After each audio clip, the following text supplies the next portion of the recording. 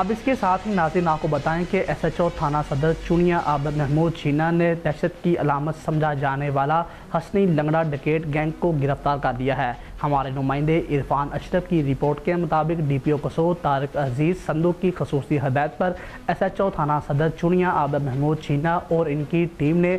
Road rabri کی وارداتوں میں مطلوب بدنام زمانہ حسنی لنگڑا ڈکیٹ گینگ کے 3 ارکان کو گرفتار کر لیا ہے۔ ملزمان واردات کی نیت سے گھات لگائے بیٹھے تھے کہ ملزمان کے انکشاف پر لوٹی گئی رقم تقریباً 1 لاکھ روپے، 3 عدد موٹر سائیکلیں، 6 عدد موبائل فون، 2 عدد پسٹل، بانگ گولیاں اور دیگر قیمتی اشیاء برآمد کر لی گئی ہیں۔ ایس ایچ او تھانہ صدر چونیا عابد محمود چینا نے میڈیا سے بات چیت کرتے ہوئے کہا کہ ملزمان نے ڈکیٹ گینگ تشکیل دے رکھا تھا اور روڈ پر اسلحے کے زور پر بڑی وارداتیں کرتے تھے۔ حسنی لنگڑا